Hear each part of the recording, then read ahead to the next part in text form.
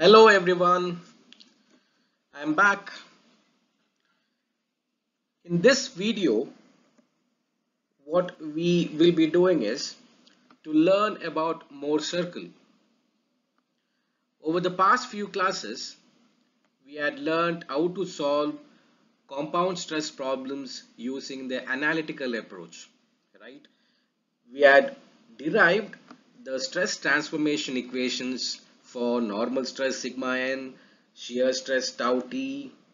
Then we had defined and derived equations for the principal stresses sigma 1, sigma 2, and then we had derived equations to give the orientations of the principal planes theta 1 and theta 2, and then we had also derived equations for the maximum shear stress tau max. Alright, and we had also derived formulas to provide the orientations of maximum shear stress planes theta 1 dash, theta 2 dash. Alright, now these equations we then used to solve for these compound stress factors of any given state of stress. We had solved around, if I remember, 3 to 4 problems in the class, right?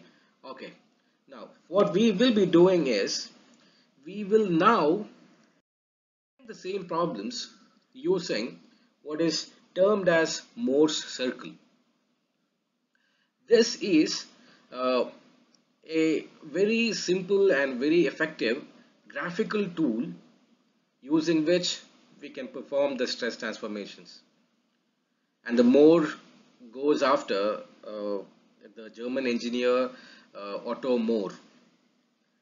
Uh, and it is also important for you to realize that Mohr Circle is one of the few graphical tools which we still use. Once a powerful PCs were available, then most of the graphical tools were phased out, right? Because these PCs were able to solve the analytical equations quite fast. Okay, but Mohr circle still is used, and this is probably because it is very simple to do it. It is very simple to develop. Okay, now what we will do is all those principal stresses, principal planes, maximum shear stress, maximum planes of maximum shear stress, all these factors can be directly read from a simple circle that we draw. That is all you have to do, right? Therefore, now do is we will be learning Mohr circle in a flipped style. Okay, so what I want you to do is before we meet in the class, I want you all to go through the videos that are provided here. If you see on the screen, there are two links. Both will give you videos on Mohr Circle. The first video is from a faculty in Bingham University, and the second video is by our very own NPTEL. Okay, go through it and try to understand what is meant by Mohr Circle and how to use it. And the second is there is also a PDF file which is an MIT open courseware material on Mohr Circle. Now please read it and try to gain insights on how we can use Mohr Circle for stress transformations. Right now, once you will learn this, once you have gone through all this, what I want you to do is attempt to solve two problems that I have shared with you on our Google Classroom. Right, I have shared two questions there, and based on your understanding, please attempt to solve it. All right, once once you do that, and when we meet in our regular class next week, we will take the discussion forward and we will learn extensively on how to use Mohr circle. Okay, all right, we do not stop there. Now before you start going through the videos and read that MIT PDF file, I would like to give you a small introduction to Mohr Circle so that your self-learning becomes a bit more easier to do. Okay. Now, the fundamental principle behind Mohr's circle is this. Now, if you remember in the previous classes, we had derived these two equations, sigma n and tau t, which are the formulas for normal stresses and shear stress acting on any inclined plane.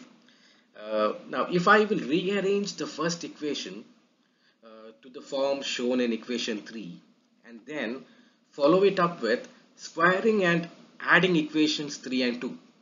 If I will square and add equations 3 and 2 as you can see here and rearrange it, I will get an equation in the form of equation number 4. Okay. Now what is interesting about this equation number 4 is, if you will compare it with the equation for a general equation for a circle, x minus a square plus y minus b square is equal to r square, which is the equation for a circle, right? As you can see there, a and b are the coordinates for the center of the circle and r is the radius of the circle, right? Therefore, if you will check equation 4 and 5, you realize that equation 4 is an equation for a circle with radius equal to square root of sigma x minus sigma y by 2 whole square plus tau xy square. Now this is the radius, and what will be the center? It will be the term sigma x plus sigma y by 2 and 0. Alright, now if you will see, sigma x plus sigma y by 2 is more or less an average applied stresses, right? It's an average stress value. Okay, therefore all you have to do is to draw a circle with the radius that is specified and using average stress comma 0 as the center. You will have the Mohr circle. Easy? Well, let's see. Now, let me just, as I was saying, radius of the Mohr circle is r and the center is sigma x plus sigma y by 2 and 0. Okay. Now, in understanding or in developing the Mohr circle, given a state of stress, you need to use the following sign conventions, which is very similar to that of the signs that we used for analytical approach, right? Tensile stresses will be positive, compressive stresses will be negative, right? And there is a slight difference when we come to shear stresses. In analytical approach, if the right diagonal was stretched, the overall shear was considered to be positive, and if the left diagonal was stretched, we took the shear as negative. Yes, do you remember that? Yes. But while we draw the Mohr circle, things slightly change. Here, the sign is taken on individual planes.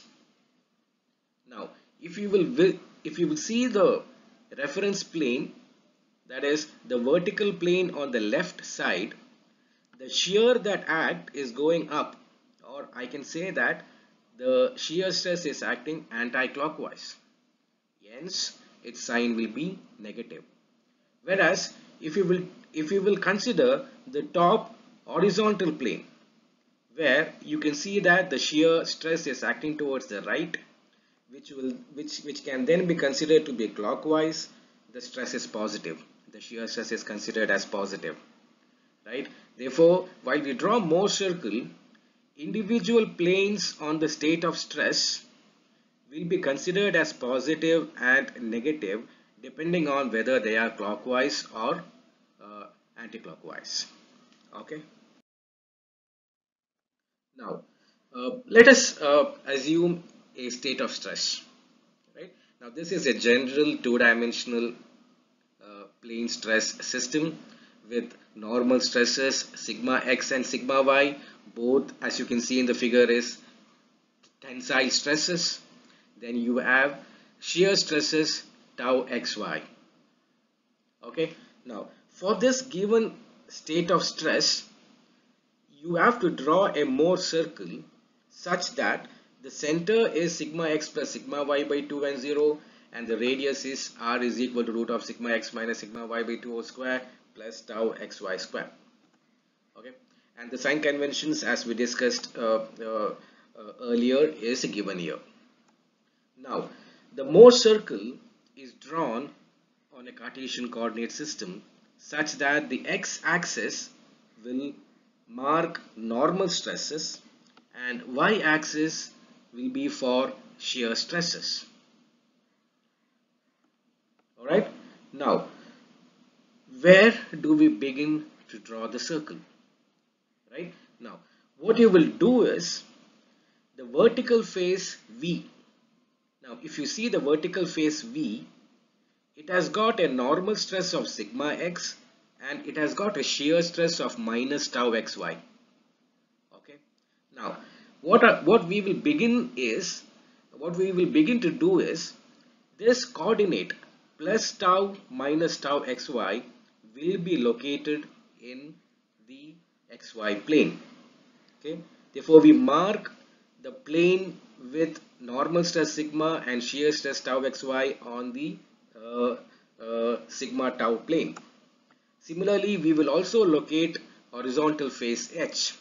Now, horizontal face H has got a coordinates of plus sigma and plus tau xy. Alright, now this is the first step that you will do. Now, let me show you step by step how to draw the Mohr circle. Now, this is the state of stress where you have the vertical face, plane of stress sigma and minus tau xy, and then you have the horizontal face plus sigma and plus tau, and these are the signs, and then you draw the two axes. X-axis is for normal stress, y-axis is for shear stress. Now the center, as I said, the center of the coordinate system is O. Okay, now if you see that red dot, V is the coordinates for the vertical plane.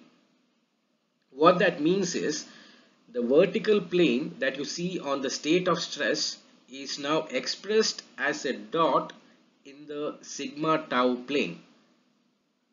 Okay, and then we will locate the next point, which will be the vertical plane.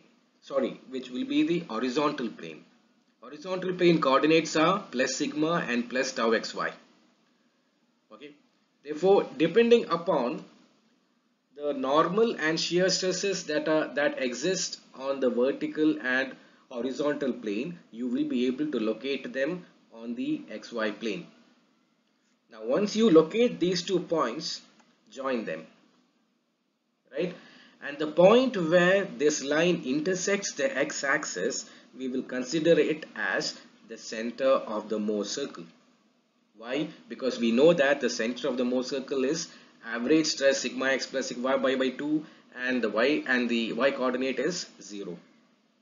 Right? Now with C as center and radius equal to either CV or CH, we draw the circle, and that circle, dear students, is your Mohr circle.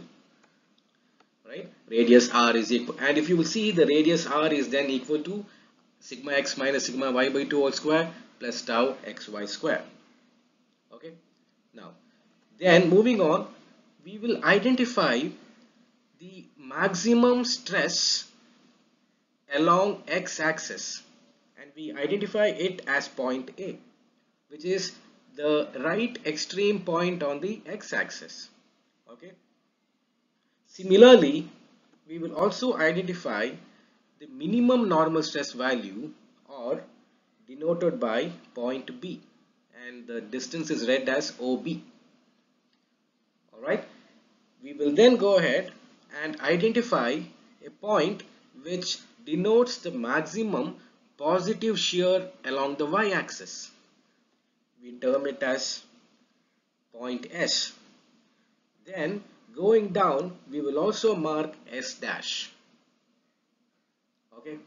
Now, what is important to note here is, if you will consider the distance OA, OA represents the maximum normal stress that exists in the body. And we had previously defined the maximum normal stress as the principal stresses. Therefore, OA will be your sigma 1. You can read it directly from the graph. And OB will be the minimum normal stress, which will be your sigma 2. And another important point which you need to observe here is, if you see, in the state of stress, horizontal and vertical planes were mutually perpendicular, right?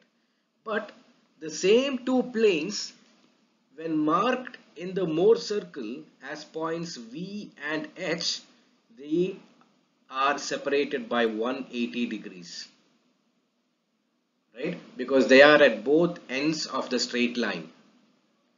What that basically means is that in the state of stress, any angle theta when located on the Mohr circle will be marked as 2 theta. Alright? Okay.